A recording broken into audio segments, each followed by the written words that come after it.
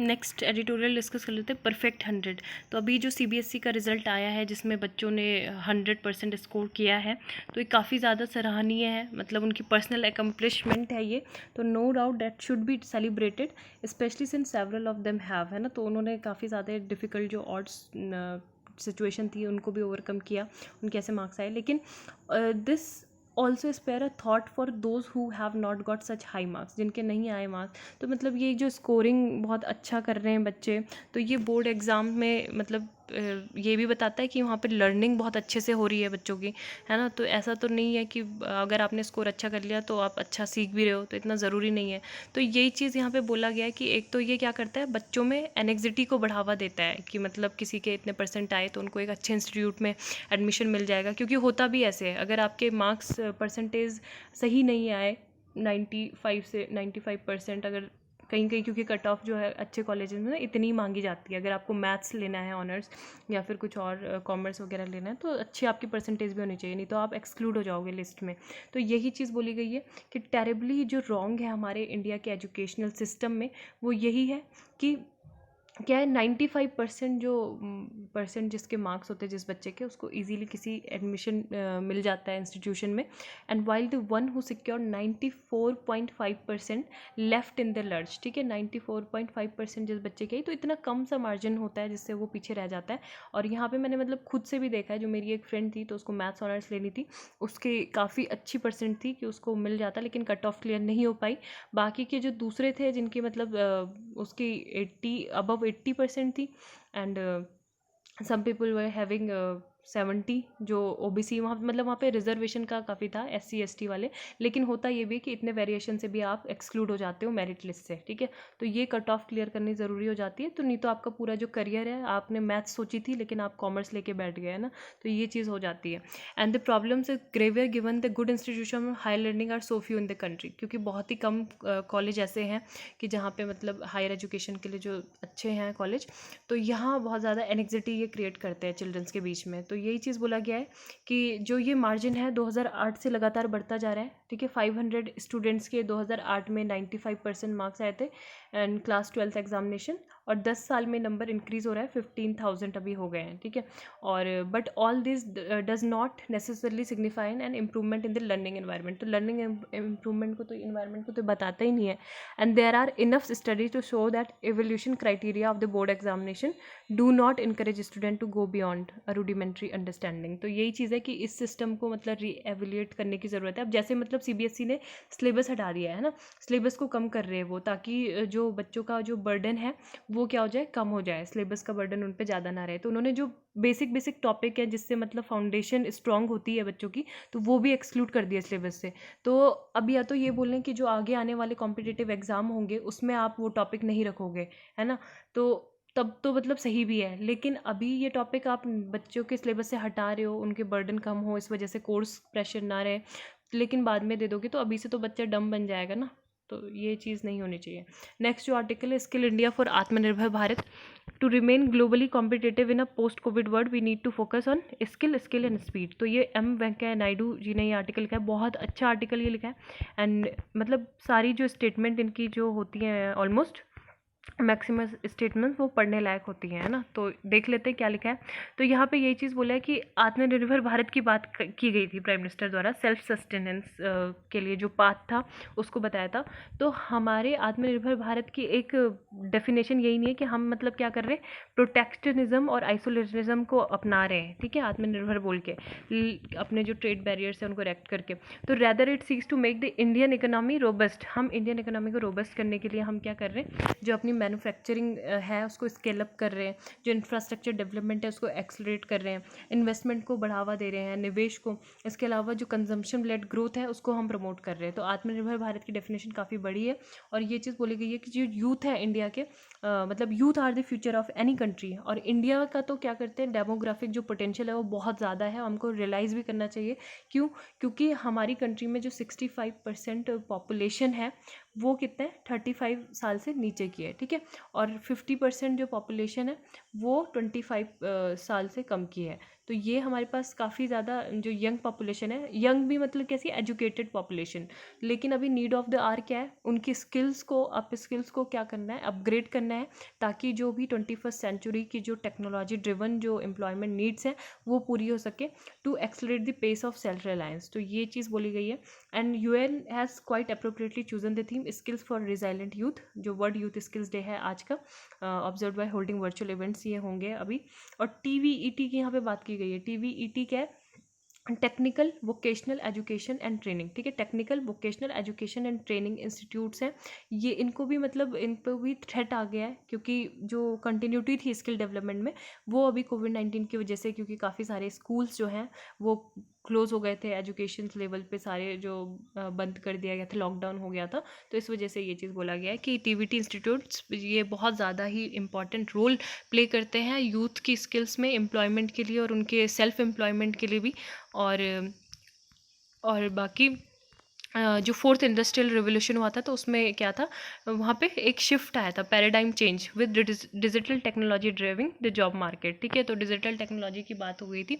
And host of skill sets, तो host of skill sets मतलब एक होना चाहिए कि जिस तरह से जो अभी जॉब सिनेरियो है वो इमर्ज होकर आ रहा है, मतलब अलग अलग टाइप के जॉब्स हैं, तो उसके लिए अगर जो लोग को जॉब चाहिए इम्पॉर्टेंट, तो उसके लिए इम्पॉर्टेंट क्या है, उनका लिसनिंग और कम्युनिकेशन स्किल्स अच्छा होना चाहिए, उनमें एडेप्टेबिलिटी होनी चाहिए कि कहीं पे भी वो चेंजिंग एनवायरनमेंट में काम कर सकें, क्रॉस कल्चर सेंसिटिविटी होनी चाहिए, इमोशनल इंटेलिजेंस बहुत ज़रूरी है, और जो सोशल एटिकेट्स होते हैं वो बहुत ज़रूरी है। और बाद में एक तो वो ज़रूरी होता है कि गुड एकेडमिक रिकॉर्ड होना चाहिए। तो इनके साथ साथ ये जो स्किल्स हैं ये भी इंपॉर्टेंट होनी चाहिए। बाकी जो कंपनीज की रिक्वायरमेंट होती हैं किसी की, जैसे artificial intelligence, machine learning, data science, cloud computing, IoT, internet of things, तो ये सब भी मतलब मांगी जाती हैं, ठीक है। तो ये सब पे भी फोकस होना चाहिए। एंड अगर हम इंडिया की जो स्किल्स रिपोर्ट है 2020, इंडिया स्किल्स रिपोर्ट 2020, तो इसके अनुसार currently millennials constitute nearly half, 47% of the country's working population, and this is likely to remain the largest chunk of the Indian workforce for the next 10 years. दूसरा issue ये है कि needs to be addressed by all stakeholders is ensure equitable employment, यानी कि महिलाओं को भी इसमें पार्टिसिपेशन बराबर का होना चाहिए, higher participation of women in the workforce जो अभी नहीं है। तीसरी चीज़ ये है लोकल टू ग्लोकल, ठीक है। लोकल टू ग्लोकल जो सेवरल लैक हम मतलब जो PPE किट्स हैं वो अभी बना सकते हैं, हम कोलैबोरेशन कर सकते हैं ऑटोमोबाइल इंडस्ट्री का, जो वेंटिलेटर्स हैं उसे बनाने के लिए मैन्युफैक्चर कर सकते हैं 70 made in India products by the DRDO, अभी ये हुए भी हैं, ठीक है। ये कुछ इनिशिएटिव है जो अभी रिसेंट में किए जा चुके हैं। Development of the low cost ventilator, जैसे प्राणवायु IIT रुड़की के द्वारा ये बनाया गया था low cost ventilator, and the products development by startups in Karnataka to tackle कोविड-19 are just a few example. तो इस तरह से ही हम जो अपने इंडियन साइंटिस्ट हैं, IT प्रोफेशनल्स हैं और टेक्नोक्रेट्स हैं, तो उनका सहयोग लेके ये इनिशिएटिव ले सकते हैं। Based on the locally available resources, locally available resources क्या है हमारे पास टैलेंट है, स्किल्स है, ह्यूमन कैपिटल है। तो हम यहाँ पे जो भी मतलब क्रूड ऑयल से लेके जो हैवी मशीनरी पे हम चाइना पे डिपेंडेंट हैं, वो हम उसको रिड्यूस कर सकते हैं इन एवरी सेक्टर, चाहे वो क्रूड ऑयल हो या फिर हैवी मशीनरी हो। फिर यही चीज़ बोली गई है कि Indian products to be globally competitive, we must endeavor to stay ahead in the innovation-led knowledge economy. Innovation-led knowledge economy पे हमें फोकस करना होगा, और जो PSUs भी हैं, प्राइवेट सेक्टर भी हैं, तो उनको कॉम्प्लीमेंट्री रोल के अलावा सेल्फ रिलायंट इंडिया पे भी फोकस करना होगा। और जैसे प्राइवेट सेक्टर है तो वो इन्वेस्टमेंट करेंगे रिसर्च एंड डेवलपमेंट पे, और PSU जो पब्लिक सेक्टर यूनिट्स हैं उनको भी मॉडर्नाइज होना होगा टेक्नोलॉजी में, ठीक है, इन टर्म्स ऑफ टेक्नोलॉजी। तो high tech medical devices, equipments, ये सारे इनमें ड्रेस्टिकली इंक्रीज होना चाहिए। Manufacturing to cut down imports and save precious foreign exchange, तो यही सब चीज़ें इस पर बोली गई हैं। And to remain globally competitive with a well assured future we need to focus on skill and speed, ठीक है। तो ये चीज़ें हम सेल्फ डेडिकेशन, सेल्फ बिलीव और डिसिप्लिन के थ्रू ये कर सकते हैं। नेक्स्ट जो है लेसन फ्रॉम कोविड और चाइना, तो यहाँ पे ये चीज़ बोली गई है कि अगर हम इंडिया चाइना के रिलेशन की बात करें तो सबसे पहले बोला जाता था, जो प्रमोटर्स थे फ्री ट्रेड के, वो ये कहते थे कि अगर किसी देश के साथ हमारे ट्रेड रिलेशन अच्छे हैं, संबंध है व्यापार के, तो हमारे बीच में युद्ध नहीं हो सकता। लेकिन अभी हम चाइना और इंडिया की बात करें तो हमारे ऐसा भी नहीं है।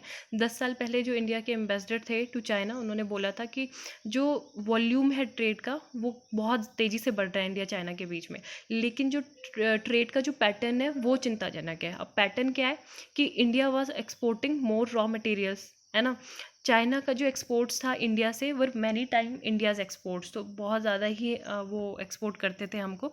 And China was exporting manufacturing goods, this was the trade pattern between a colonial power. तो इस तरह का जो मैन्युफैक्चर जो पैटर्न था, ट्रेड पैटर्न, वो जो औपनिवेशिक शक्तियाँ थी और कॉलोनी थी उनकी, उनके बीच में था। तो ये 1990s की यहाँ पे बात हुई है कि 1990s में क्या था कि सबसे पहले मतलब जितनी भी चाइना ने जो ग्रोथ की है वो 1990 से 2010 के बीच में की है, ठीक है। काफ़ी ज़्यादा ये इसने ग्रो की है इस टाइम पीरियड में, क्योंकि 1990s में हमारे बीच में काफ़ी ज़्यादा बैलेंस था, क्योंकि इंडिया की जो ग्रोथ रेट थी पर कैपिटा इनकम जो थी $368 थी, और चाइना की 318 थी। By 2019 China per capita income was $10,276, 5 times larger than that of India, है ना।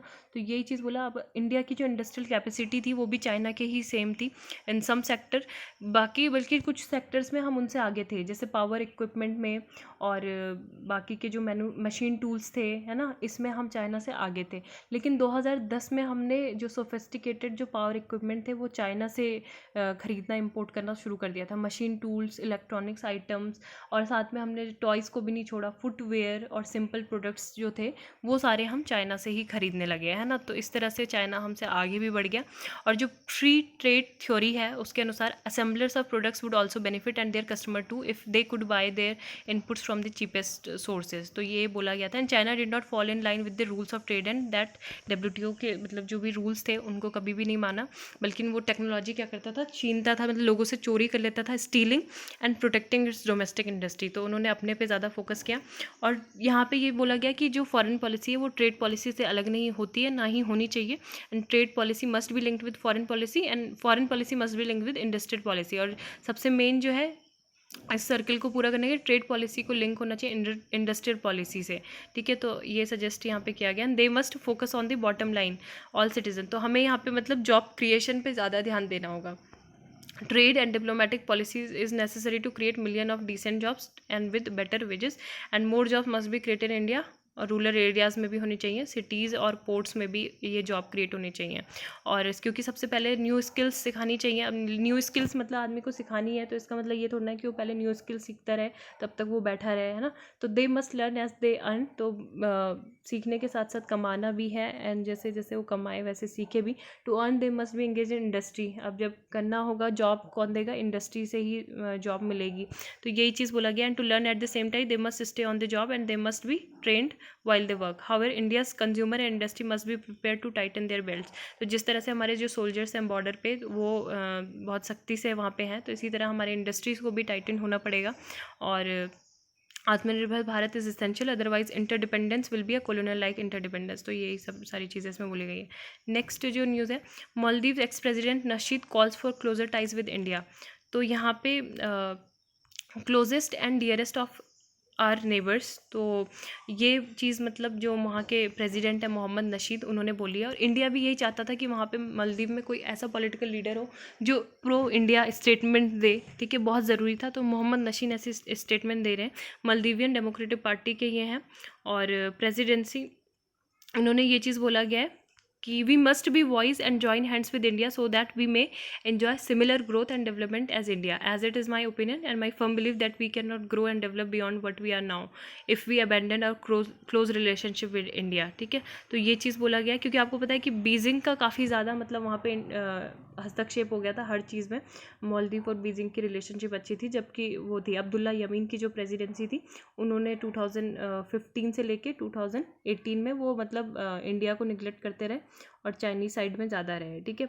और बीजिंग ने काफ़ी ज़्यादा मालदीव को जो है बेल्ट एंड रोड इनिशिएटिव के लिए इम्पॉर्टेंट लिंक उनको समझा था।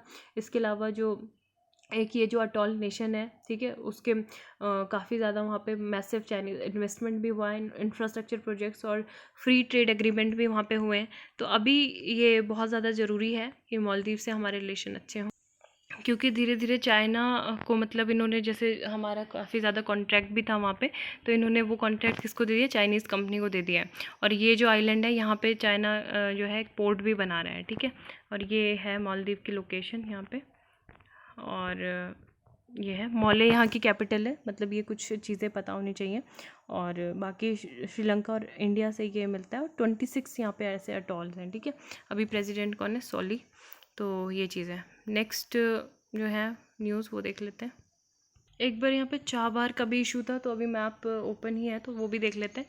तो यहाँ पे जो चाबार पोर्ट है, आपको पता है कि 2019 से ये ऑपरेशनलाइज हो गया था इंडिया और ईरान के बीच में, ठीक है। ये चाबार पोर्ट, यहाँ से मतलब हम लोग गुड्स वगैरह भेजते हैं।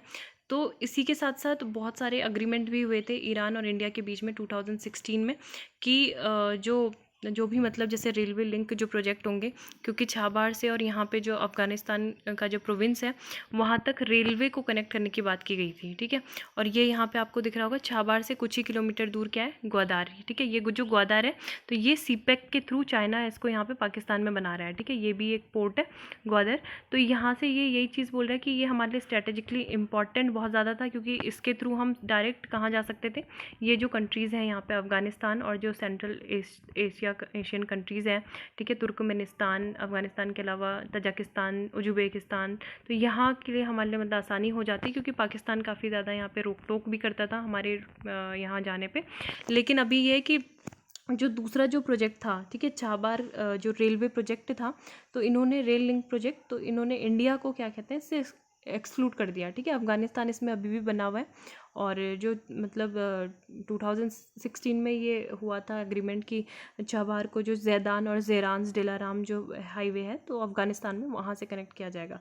लेकिन अभी ये बोला गया है कि ऐसा अभी नहीं होगा। और बाकी अभी इंडिया की ओर से यही स्टेटमेंट है कि हम मतलब कुछ टाइम बाद इसको देख सकते हैं, कि एक नई डेट जो है निकाल के दें कि हमें इसमें इन्वेस्टमेंट करना है। और इन्वेस्टमेंट करने से पहले यही चीज़ सोचनी होगी। दूसरा चीज़ यही है कि ईरान ने मतलब हमें ड्रॉप आउट क्यों किया इससे, क्योंकि हमें इन्होंने बोला कि इंडिया की तरफ से हमें फाइनेंशियल असिस्टेंट नहीं मिल रही है, इस वजह से हमें दूर। बाकी ये वही है, corps commander meet goes on for nearly 12 hours. तो जो 4th राउंड की जो मीटिंग हो रही है कमांडर्स के बीच में चाइना के, कहाँ पे हो रही है, इंडियन साइड का जो चुसुल है, ठीक है, चुसुल। यहाँ पे एक न्यू टर्म आया था, बॉर्डर पर्सनल मीटिंग, ठीक है। तो कहीं पे भी अगर BPM आए, ठीक है, BPM आए तो उसका मतलब क्या है, बॉर्डर पर्सनल मीटिंग, ठीक है, BPM। तो ये पॉइंट एट मोल्डो, ये मोल्डो जो है चाइनीज़ साइड का है और चुसुल जो है इंडियन साइड का है, ठीक है। तो यहाँ पे हुई थी। इसमें हम बस वही चाहते हैं कि 5 मई से पहले जो ईस्टर्न लद्दाख में जो सभी इलाकों में जो पूर्व की यथास्थिति थी, यानी कि इसी को क्या बोलते हैं, स्टेटस को आंटे, तो उसको ही मेंटेन करने पर हम फोकस कर रहे हैं, ठीक है। तो वो बन जाए, जो चाइनीज़ ट्रूप्स हैं वो हट जाए पीछे। इसके अलावा जो गोगरा और हॉट स्प्रिंग और गलवन घाटी है, तो वहाँ से तो पीछे हटे ही हैं, ठीक है। ये है ना, patrolling point 14 in Galwan valley and 15 in hot spring area and 15-17 patrolling point 17 है इन गोगरा पोस्ट सेक्टर, तो वहाँ से 2 किलोमीटर हटे। अभी फिंगर 4 के लिए भी बोल रहे हैं, नॉर्थ बैंक ऑफ पेंगोंग सो, वहाँ से भी मतलब थोड़ा थोड़ा करके वो पीछे हट रहे हैं। और दिप्सांग प्लेन्स का भी बोला गया, दिप्सांग प्लेन्स में which close to the strategically important, वहाँ पे क्या रोड है, Daulat Beg Oldi base of India, ठीक है, near the Karakoram pass in the north. तो वहाँ से भी चाइनीज़ ट्रूप ने जो है एक्सेस जो था इंडियन सोल्जर्स का, ब्लॉक कर दिया था to their traditional patrolling limits. और पेंगोंग सो में भी जो लेक है, तो यही चीज़ है। नेक्स्ट जो न्यूज़ है, as Iran starts Chabahar Zahedan rail project, India hints may join later, ठीक है। तो यही चीज़ मैं बता रही थी कि इंडिया ने ये बोला है कि मे ज्वाइन लेटर, वो हमें मतलब बाद में ज्वाइन करेंगे। और Iran has always been committed to the its common vision and partnership with India, ये चीज़ बोली गई है। To develop the port for the sake of peace, sustainable development and economic integration in the region. The country is a source at happy to say that even during this corona pandemic, तो Chabahar port में तो अच्छे से वो operate किया जा रहा है इंडिया के द्वारा, is flourishing day by day, ठीक है। और इंडिया ने कितना एलोकेट किया था, 100 crore for Chabahar project this, मतलब इस साल के बजट में हमने 100 करोड़ जो था यहाँ पे एलोकेट किया था। और ये क्या है, जहेदान जो था capital of south eastern Sistan Balochistan province, ठीक है, साउथ ईस्टर्न का जो सिस्तान बलूचिस्तान प्रोविंस है वो उसकी कैपिटल है। और 2022 तक ये बोला गया है कि 2022 तक ये प्रोजेक्ट पूरा हो जाएगा। ईयर ऑफ 1400 जो ईरानियन कैलेंडर का जो एंड है ईयर। और 628 किलोमीटर का ये रेल रोड होगा, 628 kilometre, 150 kilometre which will be led by the end of the current Iranian calendar, ठीक है। तो ये बहुत इंपॉर्टेंट है। एंड यही चीज़ बोली गई है कि ये मतलब हमारे लिए जो इरकॉन था, यानी कि इंडियन जो कंपनीज़ है इरकॉन, ठीक है, Indian railway contributor limited company है। तो इन्होंने ईरानियन जो रेलवे उनके साथ MOU भी किया था। तो ये बोला गया था इन्होंने, फिर उसके बाद वो क्या कर दिया, मतलब इसको प्रपोजल ये पूरा एक्सेप्ट नहीं हुआ, हमने जो ऑफ़र किया था इन्हें।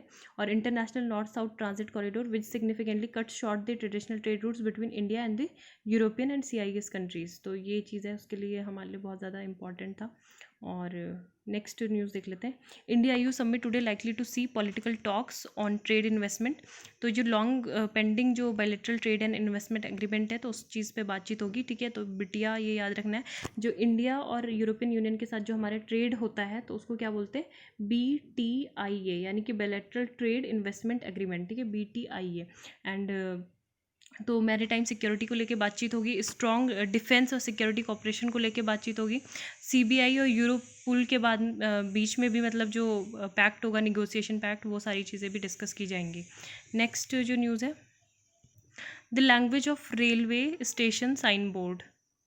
तो अभी रिसेंटली जो देहरादून रेलवे स्टेशन का था साइन बोर्ड हिंदी, इंग्लिश और उर्दू में, तो उसको रिप्लेस करके संस्कृत में कर दिया गया था। तो देहरादूनम वहाँ पे लिखा गया था, ओरिजिनल साइन बोर्ड को चेंज करके देहरादूनम संस्कृत में लिखा गया था। तो यही चीज़ बोला गया कि ये जो चेंज ऑफ द नेम है कैसे फॉर्मलाइज होते हैं। तो इसमें इंडियन रेलवे भले ही इंडियन जो रेलवे स्टेशन है उनको ओन करती हो, लेकिन वो इस बिज़नेस में, नेमिंग वाले बिज़नेस में इन्वॉल्व नहीं होती है। उसके लिए कौन रिस्पॉन्सिबल होता है, स्टेट गवर्नमेंट, ठीक है। तो स्टेट गवर्नमेंट क्या है, गवर्नमेंट जो गृह मंत्रालय है उनको रिटर्न में लिख के देती है मिनिस्ट्री ऑफ होम अफेयर्स के द्वारा। फिर क्या होता है, ये सारे मैटर जो हैं देखे जाते हैं। फिर मुगल सराय जैसे स्टेशन था, तो यूपी गवर्नमेंट उसको चेंज करना चाहती थी, तो होम मिनिस्ट्री के लिए दिया था। उसके बाद फिर फॉर्मेलिटीज़ जो भी हुई, नोटिफाई द ट्रांसपोर्टर, वो सारी चीज़ें होती हैं। तो उसका फिर बाद में ऑफिशियल नेम क्या पड़ गया, पंडित दीनदयाल उपाध्याय जंक्शन, ठीक है। इसी तरह से जो इलाहाबाद था उसको प्रयागराज बना दिया गया। तो यही चीज़ बोली गई है कि how are the language to be displayed on the sign board decided. तो जो इंडियन रेलवे वर्क्स मैनुअल है 260 ऑड पेजेस का डॉक्यूमेंट, तो ये बोलता है कि everything related to civil engineering construction work, traditionally station names were written only in Hindi and English, ठीक है। तो हिंदी और इंग्लिश में ही नेम लिखे जाते थे पहले, लेकिन बाद में बोला गया कि टाइम के साथ साथ जो रीजनल लैंग्वेज है, थर्ड लैंग्वेज, ठीक है, जो वहाँ की लोकल लैंग्वेज है, उसमें भी लिखे जा सकते हैं। और regional language Hindi and English except for Tamil Nadu. Tamil Nadu में आपको पता है हिंदी, मतलब जो मेजर वहाँ के जो इंपॉर्टेंट स्टेशन है, पिलग्रिम सेंटर्स हैं, तो वहाँ पे रिस्ट्रिक्टेड की गई है, ठीक है, कि हिंदी नहीं होती है। लेकिन वहाँ पे क्या होगा, बस इंग्लिश और जो वहाँ की जो लैंग्वेज है उसमें लिखा जाएगा। तो ये चीज़ है। अब which sign boards include Urdu. तो यूपी में उर्दू जो है यूपी की ऑफिशियल लैंग्वेज है, और वहाँ पे वो जो स्टेशन के साइन बोर्ड्स है तो वहाँ पे वो थी। अब आपको पता है कि उत्तराखंड भी एक टाइम पे यूपी का ही पार्ट था, ठीक है। तो Dehradun station continues to have an Urdu on the sign boards. तो अभी जब नहीं है उत्तराखंड की, आपको पता है ऑफिशियल लैंग्वेज क्या है, एक संस्कृत, ठीक है। तो संस्कृत में देहरादूनम उसको कर दिया गया। And paragraph 424 of the works manual has separate section that list districts across India where all station are to have names in Urdu along with other languages. तो उर्दू के साथ साथ दूसरी लैंग्वेजेस में भी मतलब वहाँ पे नाम हो सकते हैं, क्योंकि उर्दू ये बोला गया कि वो एक लैंग्वेज ही नहीं है, बल्कि वो क्या यूनिक लैंग्वेज है, that is not a regional language confined to a particular state. तो ये चीज़ बोला गया। एंड अभी जो है रेलवे ने ये मेंटेन्स किया है कि जो भी उत्तराखंड का जो साइन बोर्ड है वो इंग्लिश, हिंदी और उर्दू में ही होगा। तो यहाँ पे does opening with white and chess have anything to do with racism. तो आपको पता है कि जब भी हम कैरम या चेस खेलते हैं, तो चेस में भी सबसे पहले जो ओपनिंग होती है वो किससे होती है, वाइट वाली इससे, ठीक है। तो यही चीज़ बोला गया कि ये मतलब रेसिज्म को डिनोट करता है कि अभी जो ABC था, ऑस्ट्रेलियन ब्रॉडकास्टिंग कॉरपोरेशन, तो वहाँ के रेडियो में ये बोला गया कि chess is racist given that white always goes first, ठीक है। तो वाइट सबसे पहले क्योंकि जाता है, इस वजह से रेसिस्ट है। तो इसके बाद से इस पर आर्ग्यूमेंट आना स्टार्ट हुए। अगर हम चाइनीज़ की बात करें तो एंशियंट बोर्ड गेम हुआ करता था वहाँ पे, जो जापान में भी काफ़ी ज़्यादा फेमस हुआ था। तो उसमें ब्लैक पीसेस को सबसे पहले किया जाता था आगे। शोगी था एक board game that is often called Japanese chess because of share roots. तो यहाँ पे भी ब्लैक एंड वाइट पीसेस नहीं थे, लेकिन first sente and second gote players are commonly refer to as black and white. तो ब्लैक स्टार्ट्स द गेम, ठीक है, ब्लैक ही करता था। तो यहाँ पे यही चीज़ बोली गई है कि इसको नहीं जोड़ा जाना चाहिए। लेकिन अभी लास्ट ईयर जो वर्ल्ड चैंपियन मैग्नस कार्लसन है, इन्होंने black as a part of the campaigning for the UN international day, ठीक है, international day of elimination of racial discrimination था, मार्च 21 को मनाया गया था। तो इसमें इन्होंने सबसे पहले जो था ब्लैक को आगे किया, ओपनिंग की। And was never about race और पॉलिटिक्स। ये भी बोला कि रेस और पॉलिटिक्स से रिलेटेड चेस कभी भी नहीं रहा है, लेकिन we can break it to send a message to everyone who believes colour should grant advantage in chess और लाइफ, ठीक है। तो ये चीज़ है। और बाकी की जो इंटरनेशनल चेस फेडरेशन है उनके द्वारा भी जो आर्टिकल 1.2 है उनका, तो रूल ऑफ प्लेस इसमें बोला गया है कि प्लेयर्स जो हैं जो भी फर्स्ट मूव करेंगे वाइट से, then the players move alternatively with the player with the dark coloured pieces, ठीक है। तो यही चीज़ है।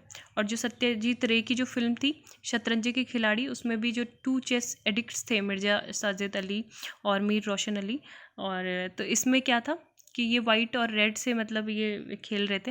And in the mid 19th century where the film जो सेट, तो उस टाइम पे चेस जो थे किसके बने होते थे, क्ले, स्टोन और आइवरी के बने होते थे। तो मतलब इंडिया में इतना ज़्यादा ऐसा कंसर्न रहा नहीं है वाइट और ब्लैक का, हम बस खेलने से मतलब रखते थे। तो यही चीज़ बोला गया है।